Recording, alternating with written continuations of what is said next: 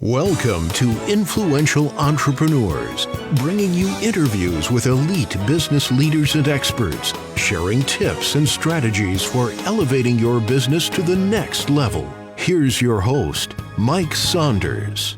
Hello and welcome to this episode of Influential Entrepreneurs. This is Mike Saunders, the Authority Positioning Coach.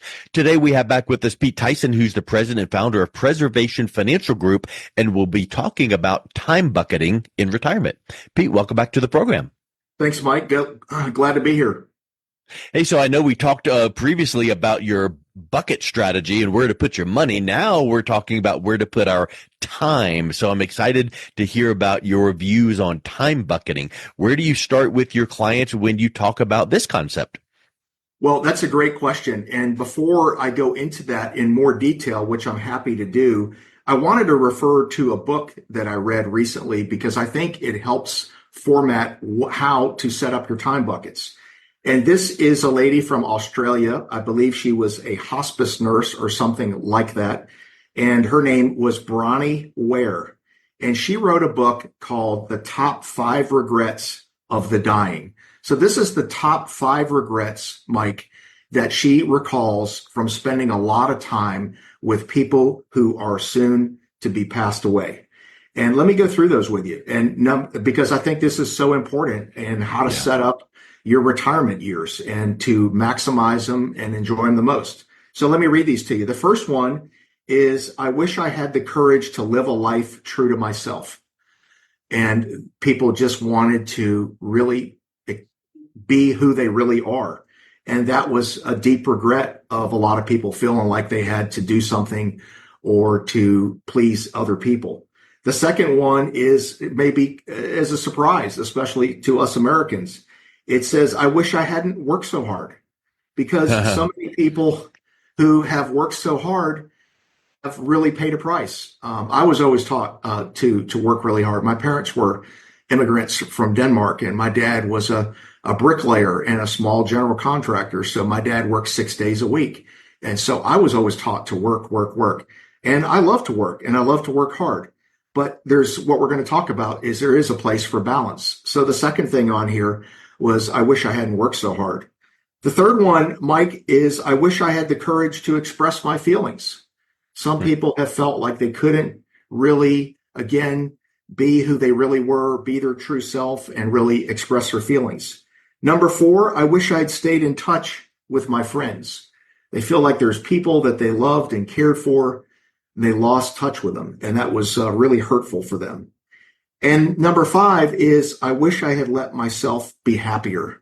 I wish I could not only express myself, I wish I did more of the things that I really wanted to do and be who I really wanted to be and be happier. So let me just repeat these and then we'll jump into the time buckets. The first one was, I wish I had the courage to live a life true to myself. Number 2, I wish I hadn't worked so hard. Number 3, I wish I had the courage to express my feelings. Number 4, I wish I'd stayed in touch with my friends. I wish I had let myself be happier is number 5. I'm sure you can identify with some of those things, can't you, Mike? Yeah, those are pretty powerful, especially knowing how they came about. A hospice type nurse going, what are your regrets? Right. And it's really sad, but very important for us to hear that, to see what things we can improve upon. So I have another story for you. This is a true story. I've changed the names. I'd like to go over that with you. Okay. This is a story about Tom and Linda. And again, this is going to transition into our retirement buckets. And, Tom and Linda, they were in their 60s, and Tom he started his career right after college, and he'd been with the same company for over 40 years. He was very dedicated to his job and his family. He was well respected, known for his dedication, and often stayed late to help his team meet deadlines. And, his work ethic paid off. It allowed him to save a healthy sized nest egg for their retirement. And Tom and Linda, they had big dreams about their retirement. They planned to travel the world, learn new skills, spend time with their children and their grandchildren. They even made a retirement bucket list with adventures like hiking in the Rockies, taking cooking classes in Italy, and volunteering together. Because of their commitment to saving, but really mostly Tom, often postpone these trips and experiences until retirement, saying, "We'll the road." Tom was kind of the old school guy, Mike, and he always said to Linda, "Someday, honey, we're going to have all the time in the world to travel and do all these things we've been talking about together." He put off vacations, saying they'd be too expensive at the current time or interrupt his work schedule. He'd often say to Linda, "Just give me a little more time to finish some things up, and I will retire, and we will be able to do these things together." And, one time while Tom was still working, he thought about taking a big trip out west to visit his brother in Wyoming and to see the national parks at the same time. But he said to Linda, "Honey, let's just wait until I retire, and then we'll have more time to stay out there and do all the things that we're discussing."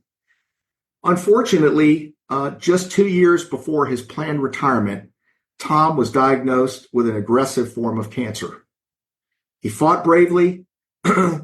He fought bravely, hoping he would be able to recover and still experience the life he'd spent so many years planning.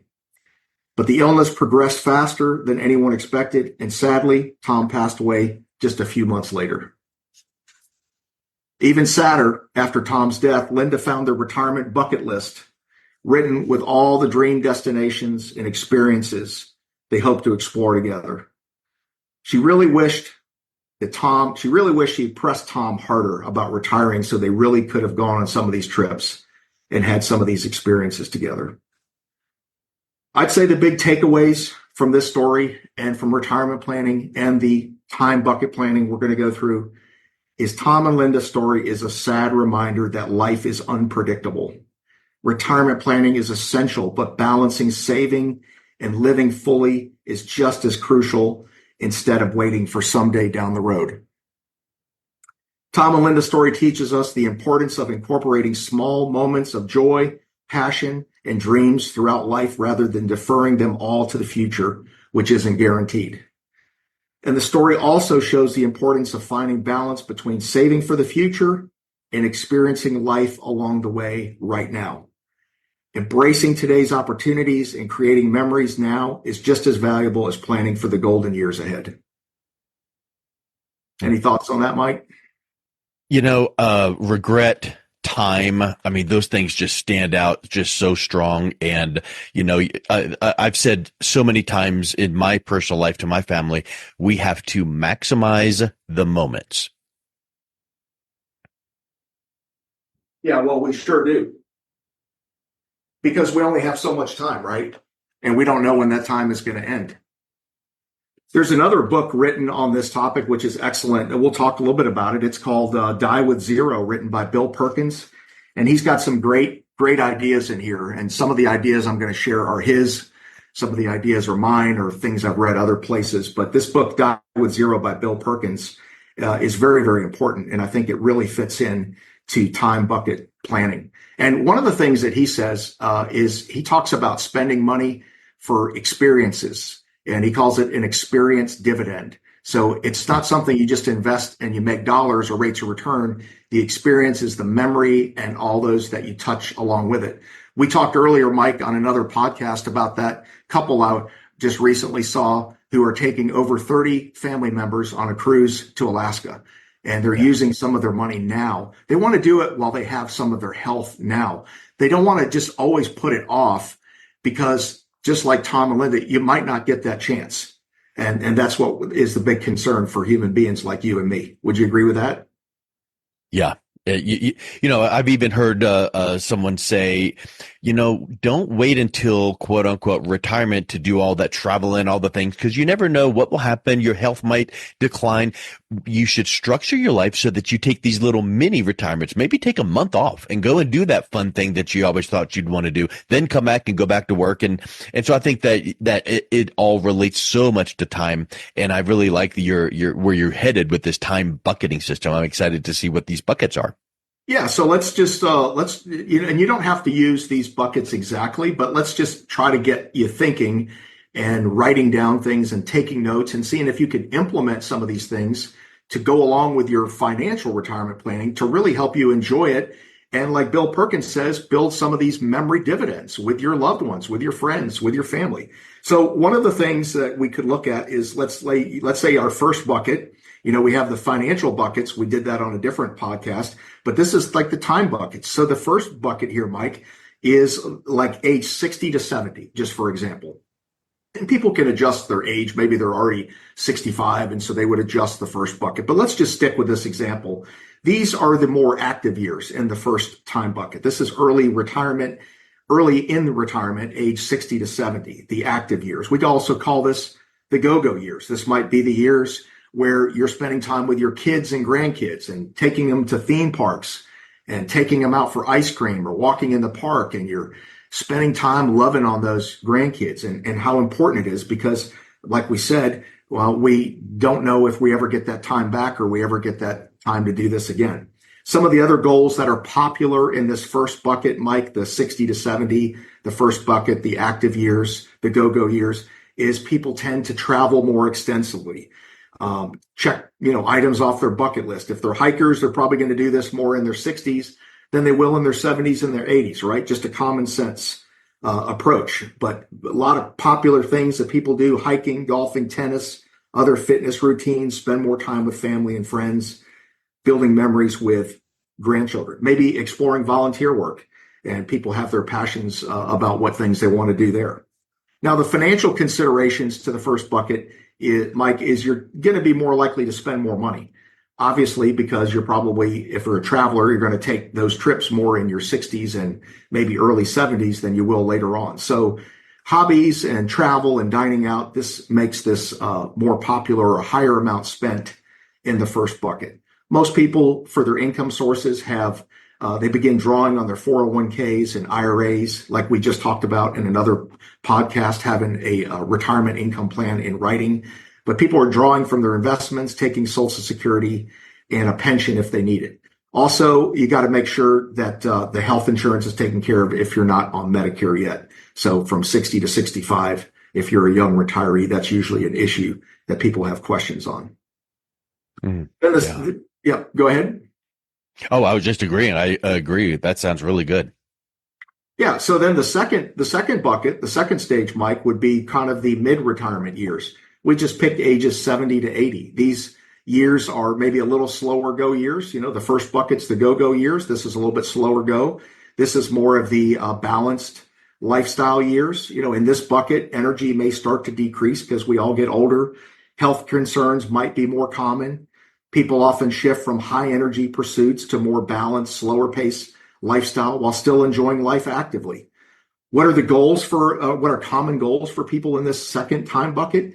Still focusing on family time, such as spending more time with grandchildren. Some people have great grandchildren, attending family events, or being an active part of your community. You want to make sure to engage in low impact hobbies if you're having some problem. A lot of us have problems with shoulders or knees or hips. And the lower impact hobbies get more popular here, Mike, like gardening, reading, creative arts, or even light travel.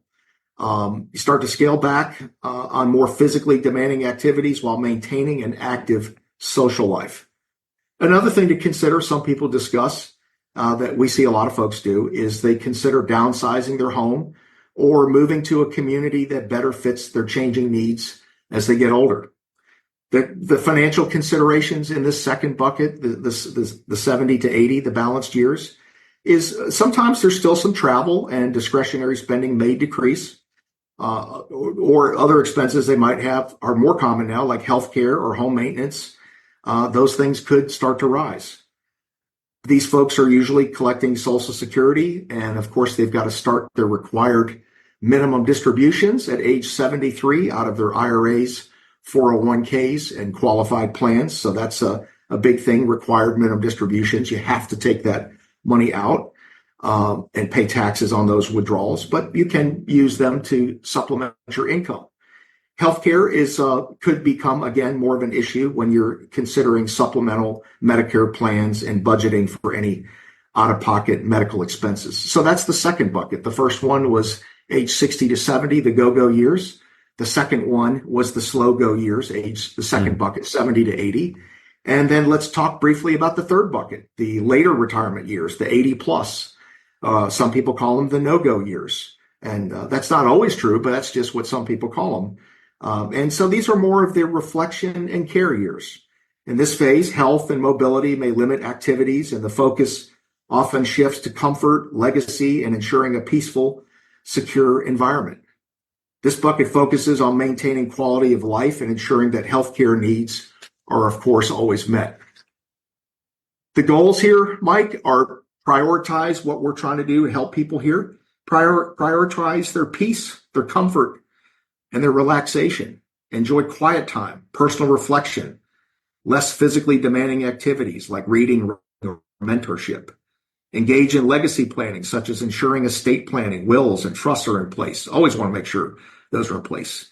And leaving meaningful contributions, financial or otherwise, to family or charitable causes. As a matter of fact, I think one thing that's really important in this book, Die with Zero, by Bill Perkins, is he's talking about giving some money to your kids and grandkids before you pass away. So if that's appropriate, maybe they're a responsible young man, young lady, child, that you're encouraging them. You can do something together while you're alive. You can spend time with them.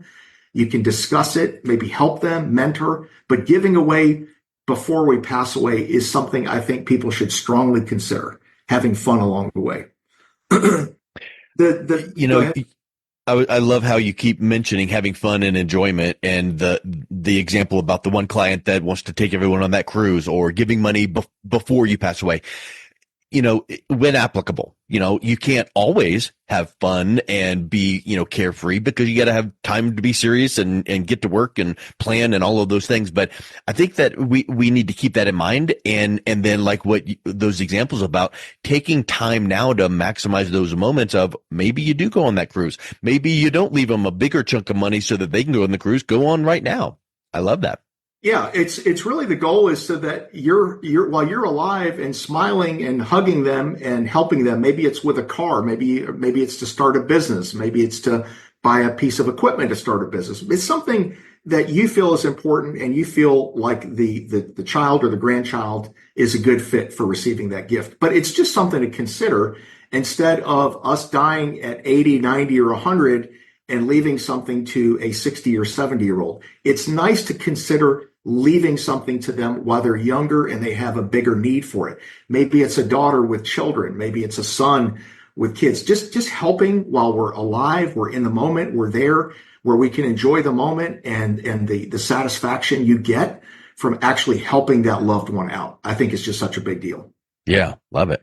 I love the three buckets too: the go, the slow go, and the no go, because it really does make sense. It's easy to remember, but when you get to retirement, now remember, like I remember what you said, it's not just getting to retirement, it's getting through. And we're now talking about the through stages. The go, you're already retired, but now you're a little bit more nimble and you can go and travel. But then the next stage in getting through retirement, you're starting to slow down, and then maybe that last stage there that you're talking about, now we really need to, say we can't travel as much as we used to. Makes me think of, how do you structure some of the financial planning and income and buckets that correlate to these time buckets? Yeah, and we covered that in more detail, but let's go over a summary of that, because the financial buckets do coincide with the time buckets. And we talked about three bucket planning strategies, three different buckets: the blue money for the short-term money in the bank, the green money that's safe, guaranteed, and protected, that might be with an insurance company or a bank, and then the red money, the long-term money that's in the stock market for growth. But if we have enough money in the blue bucket, money in the bank, and the protected income bucket, the green, if we have enough money there, what in essence it does, Mike, it buys us time. It buys us time to let the volatility of the market go up and down and not bury us, not hurt us. So we design an income plan from the safe buckets that will hopefully get you through at least 15 years. And so the stock market money can then grow. And then later on, we take money from the red bucket, the stock market bucket, and pour some of that and refill the green and blue, the short and medium term buckets. And all of this is helping to coincide with the time buckets. For example, if you're going to go on more vacations and spend more money in your 60s, let's do the bucket planning of time and the finances so they coincide together with that. Yes, 100%. Just need to mentally see how things start to segment down from your financial buckets to your time buckets to the stages, how they should connect and correlate.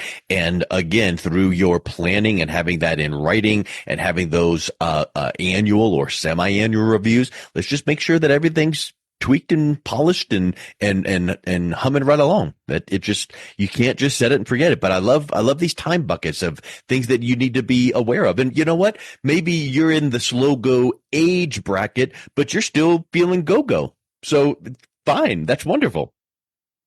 Yeah, and going inside the talk of the buckets, the three time buckets, and then the three investment buckets, the short, medium, and long term. There's one other really important piece here I just want to mention to you, and that is a lot of people that we talk to on the phone or virtually or in person.